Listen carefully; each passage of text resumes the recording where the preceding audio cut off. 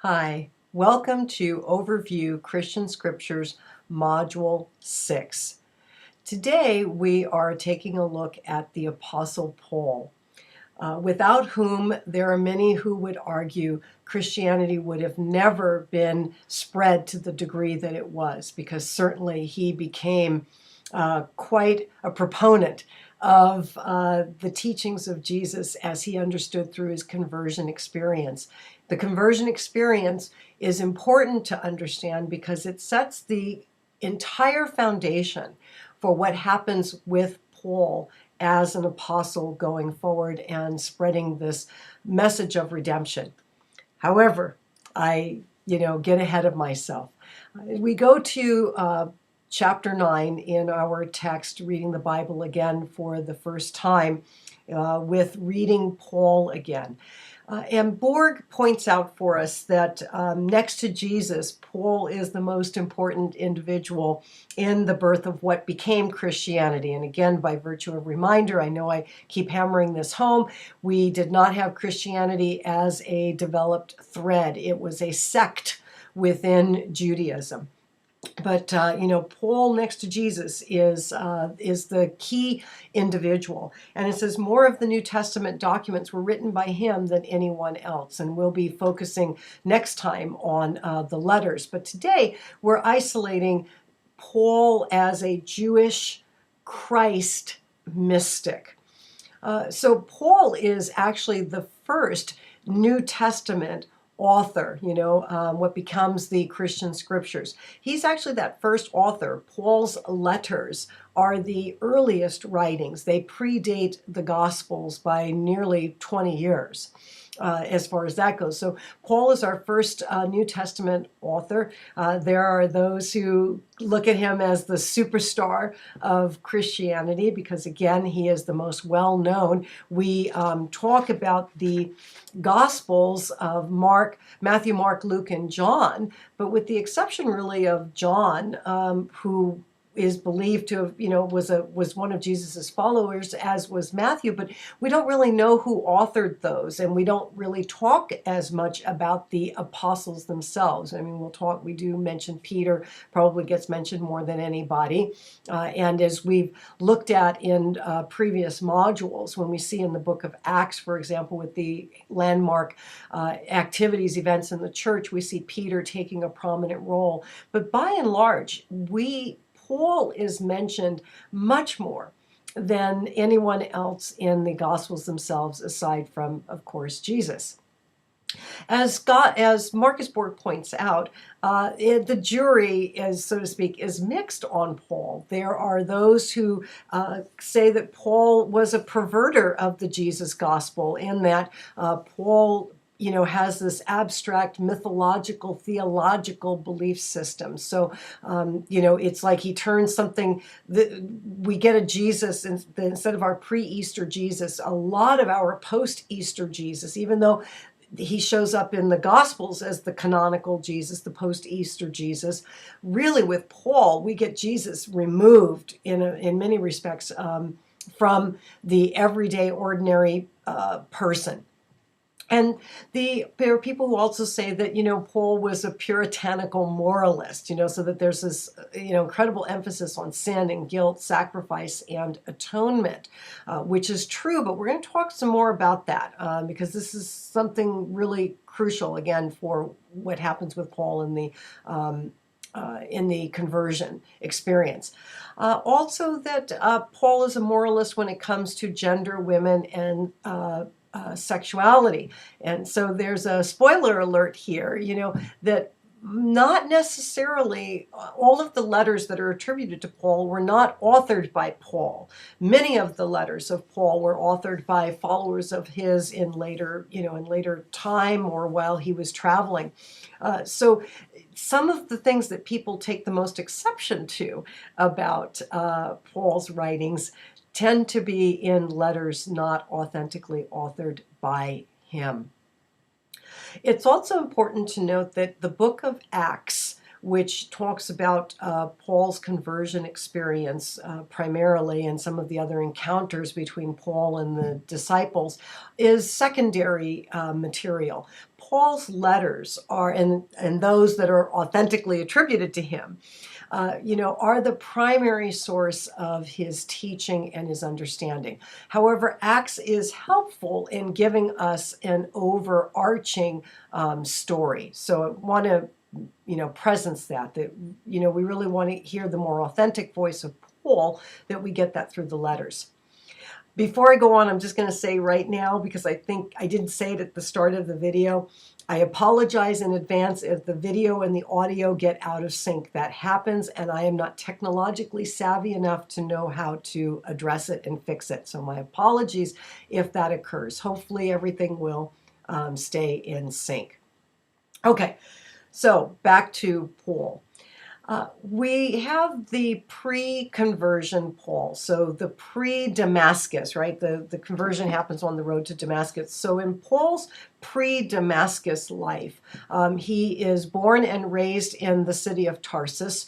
He is Saul of Tarsus, and so he was raised in the diaspora. So he wasn't raised in Jerusalem, and so he was a part of the diaspora. He was a Roman citizen by birth, which is also an interesting dynamic of, if we think about how consciousness, how spirit moves, and how people are touched in certain ways, that he had a unique role to play in this story that unfolds as the followers of the way and eventually Christianity. He was Jewish, okay? So we have to again remember this, that Paul was a Jew who was born in Tarsus and was a Roman citizen. He was a student of a rabbi by the name of Gamaliel, and he was passionately committed to Judaism, which is part of the reason why he was persecuting followers of the way, because this was a bastardization of Judaism as far as he was concerned. So in certain respects, Paul was a zealot, and that same zealousness actually, comes up after the conversion. So he was passionately committed to Judaism. He existed in the Hellenistic period. He was a product of Greek culture. He was quite immersed in the Greek culture. He was at least bilingual, possibly multilingual. So he spoke Hebrew and he spoke Greek. He was well educated. He was brilliant and articulate, some of which are the going back to what I was saying a few minutes ago, of the perverter of the gospel of Jesus of Nazareth, is because Paul was so brilliant and articulate that he could work with abstract concepts. And so there's some ways that he incorporates that into the letters that he writes to these communities that, again, take us away from, in a certain respect, away from the Jesus of the people. Okay? So let's talk about what happens on the road to Damascus. Really, really big deal. In Acts chapter 9, verses 1 through 31, we have the version as given by Luke. Then in Galatians chapter 1, verses 13 through chapter 2, verse 14. So we get in Paul's writing to the Galatians his version of what happened, but with not the same type of detail that we see in Acts. Now, that doesn't take away from what happened. It just is to say that Paul emphasizes different pieces of what occurred for him. If you look in Galatians, starting, chapter 1, verse 13, he talks about his earlier life in Judaism, violently persecuting what he called then the church of God, so the ecclesia, the people.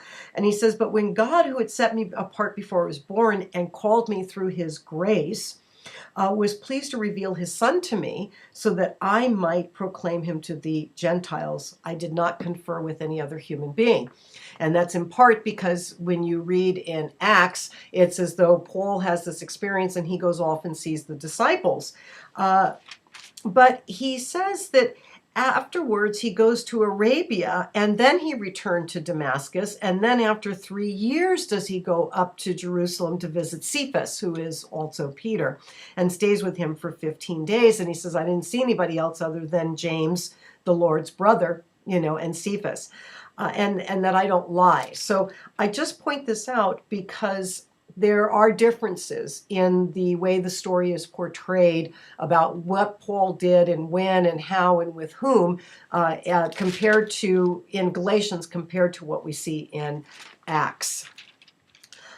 So I ask the question, what was it about this vision that caused such a radical shift in Paul's life? And so put a pin in that because we're going to get to this.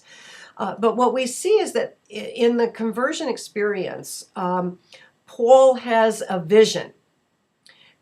He's then blinded by 3 days. So once again, we see this motif, right, repeating itself of the 3 days, which mimics the experience of Jesus being in the tomb. But, he has this vision, and then there's this other follower of the way who comes and does this laying on of hands, who doesn't actually really want to go see him, because he's like, I'm back in Acts, and I'm now in Acts chapter 9, verse 13. Ananias says, Lord, I've heard about this man, how much evil he's done, and now you want me to go see him. And, Ananias gets the vision, has got this vision as well, and God talking to him and says, listen, this guy's going to be an instrument, of my work, so trust me, it's okay, you can go see him. So once again, if we look at it metaphorically, we get Paul is filled with the Spirit. He sees anew. He gets baptized, and then his life as an apostle begins. Let's explore conversion. And this is coming out of page...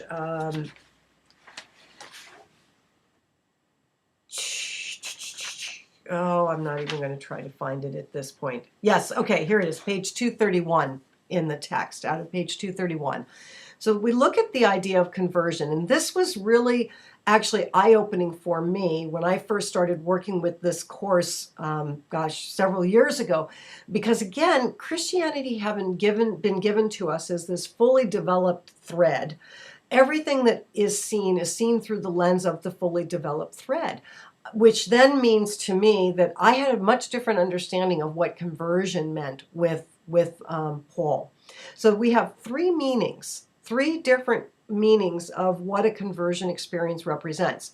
So one type of a conversion experience is for someone who is non-religious who becomes religious. Okay, so that's one type of conversion experience, someone who is non-religious who becomes religious. There is a conversion experience of being within a religion and converting to another religion. So an example of this might be someone who is Christian that converts to Judaism, or someone who's Judaism that converts to Christian, or a Muslim who converts to Catholicism, or a Catholic who converts to Judaism. So those are examples of what it means to convert from one religious tradition to another. Now, that was the way I've always read Paul's conversion experience, is that, hey, he went from being Jewish to being Christian. But we have to remember, Christianity did not exist. It was a sect within Judaism, which brings us to this third meaning of the conversion experience, is a conversion within a tradition. And that's what happened to Paul. There was a conversion within Judaism. Once a Jew, always a Jew. Paul always considered himself a Jew from his birth until his death. What changed for him was that he came out of, I'm going to use the term orthodox. He came out of the more orthodox form of Judaism that he had been raised in and became a follower of the way of Jesus of Nazareth as revealed to him in the vision as the anointed one, the Christ. So maybe a way to, and by the way, it's also, when we think about Paul, he is also best understood when seen through this mystical experience. Okay, so and this is why I point out in Galatians, Paul does not speak about what happened to him internally. I mean, and if you think about other mystics that you may have read of and heard, it's difficult to articulate, or maybe even when you've had that overwhelming type of experience where you've known your sense of one, like you got it. It's hard to articulate that. So Paul, as an individual, actually displays a tremendous amount of humility in that he doesn't display that or try to explain it, other than to say that it is something that happened to him, and happened to him. He believed always, from the time it happened to him until he died, that it happened to him because he was chosen to be a messenger of God, of Jesus, and for Jesus. So very powerful. So where I wanted to go with this in terms of a conversion within a tradition, if you can think about for yourself, maybe a way to bring this home, if you can think about for yourself, perhaps a time in your life in a relationship that you had with someone, whether it's a friendship or a coworker or whatever it may be, that you had maybe some disagreement, and you had an experience where you saw yourself, or you saw the situation so differently, that then there was this restoration or this reparation that came about within that relationship. Okay, so I know for myself, one of the stories that I tell, I'll give an abbreviated version of this, is that a company I worked for pre-ministry was sold into a larger corporation. We privately held. We became a division of a multinational corporation. I had a new boss. We had some real challenges with each other. We were both very stubborn. I didn't want to, I had my opinions about how things should be done. Surprise. But Dieter Goldschmidt was his name. And I say, if you ever wanted to see a definition of the word precise, it would have a picture of Dieter Goldschmidt next to it. But long story short, Dieter was always riding my butt about a couple of different things, arrival time at work. And he would do things like send email earlier than arrival time, and then have a meeting at arrival time and be like, did you see my email, and things along those lines. So one day I'm driving along, I'm on the 405 North, and I'm at the Skirball exit. This is here in California, the 405 North, the Skirball exit. And I'm rehearsing in my mind, I am rehearsing my speech on how I'm going to quit my job. And I'm rehearsing my speech to Dieter in my mind. And I said, God, why won't this man leave me alone? And suddenly I heard a voice that said, because you've never done what he asked you to do. Whew. So instead of rehearsing my I quit this job, you can take this job and shove it speech, when I got to work that Monday, I actually began doing what it was that he asked me to do in the first place. Lo and behold, in a short period of time, we went from this very tense and snarky kind of relationship to where I was his right-hand person, and really the relationship was pretty remarkable. So this is what I mean about, this is a conversion within the relationship, okay, where something happened that I saw it so completely differently that that there was a shift, and then that shifted everything about the way I went about engaging my relationship with him. So you can try to maybe, as a way to contextualize it for yourself, this is what happens with Paul. So Paul has this mystical experience, and he has this direct experience of God. So there's this knowing, a gnosis, the Gnosis, gnosis of God, and he becomes the first Jewish mystic with first-hand account of the experience, which we see in Galatians, we see it in 1 Corinthians, so a couple of other places where he talks about the experience that he has. 1 Corinthians chapter 15, verses 3 through 8, he touches on it again.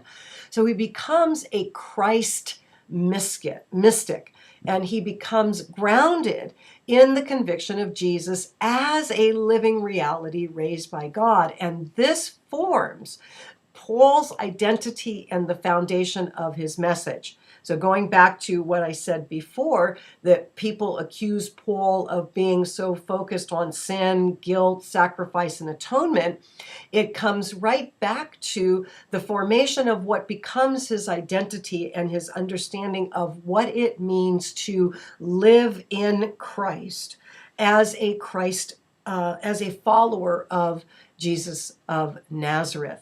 We're going to see more of that when we look at Paul's letters next week, because we're really going to delve into Paul's theology. Okay, so today is really about getting the big picture of what has happened to him and why this is significant. And then we're going to see the manifestation or the expression of that when we look at some of the letters we'll be reading for next week. But Paul as an apostle and a missionary. So, question, is he Saul? Is he Paul? Who is he? I pause for a moment to give you an opportunity to reflect on that, and you probably have an answer for yourself. For me, I always thought that the name change was part of the conversion. Not the case. When Saul is working with a Jewish audience, he is Saul because Saul is his Jewish name. Paul, when he's in a Gentile world and working with people who are speaking Greek, which he spoke, he is Paul because that's his Greek name. Same guy. If he's in one audience, he calls himself Saul. If he's in another audience, he refers to himself as Paul. So it would be almost like you having a nickname that is known to you and your family calls you by the nickname, but when you're with other people, they call you by your given name. So in a way, we can think of it in that respect. Because the vast majority of Paul's letters and writings and experiences take place in the Gentile world, we see him as Paul, referred to as Paul, much more often than we do as Saul. However, there are a couple of places in the scripture where he is Saul, and it's because he's addressing a Jewish audience. This zealousness I mentioned earlier that showed up in Paul's pre-Damascus experience carries forward in his post-Damascus experience, where he becomes this apostle and missionary. That zealousness that he has goes with him. He covers, as you saw in the handout of Paul's journeys, he covers a tremendous amount of distance, and a lot of that by foot. He covers over the course of his time of ministry nearly 10,000 miles. Excuse me, and other than the obvious places where he needed to take a boat in order to get from one location to another, it was mostly by foot.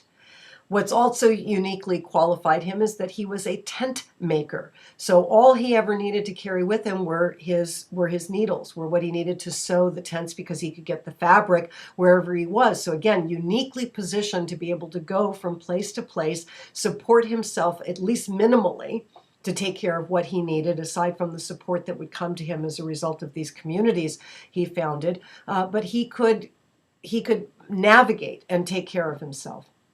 So he's a missionary in that the definition of the missionary is one who's carrying the message. So he carries the message, and we see that written about in Acts chapter 17, verses 16 through 34. We see some conversation around Paul and his journeys and the message that he's carrying. We also see it in 2 Corinthians chapter 11, verses 22 through 28. He goes to the synagogue as well as to Gentile seekers, so he's going to both. Through Paul's missionary work, we have these Christ communities that are formed, and they are formed around three components: a component of worship, a component of instruction, and a component of how one lives one's life. These early communities were communal. Okay, so they were, and if you think back to when we were looking at some of the landmark events of the early church, and we read the story about, oh God, I forgot the person now, who sold his land. He and his wife sold the land, and they violated the communal agreement. This was very much a part of what was going on with the body of followers of the way, is that they were in these small communities. One of the reasons why I said the most things that people find the most challenging around Paul's writings that appear as, that come up as sexism and, adversity to women and things along those lines, and not being authored by Paul.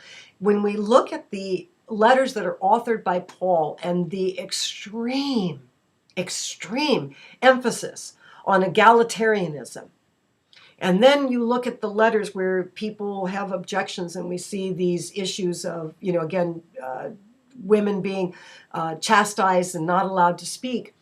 It's markedly different than the insistence on egalitarianism that shows up in some of these other letters, which again, we're going to look at that. So when Paul forms these communities, when we say worship, it is that, it's devotion, it's an act of devotion. So gathering together in some form of liturgy that was developing among the group. Instruction, so there's teaching involved, and with Paul, he's teaching what does it mean to live a life in Christ, and then in all aspects of the communal life, incorporating this.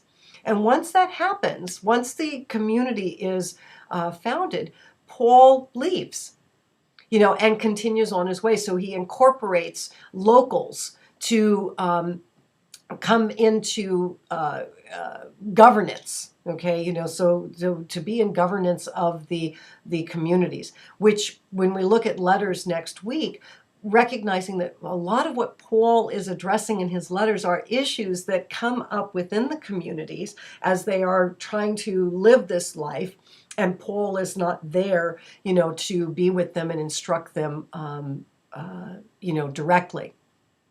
So we didn't, because obviously we're not having the live collaborate session. I mean, part of it is to think for yourself, why do you think Paul was so effective in converting people to the way?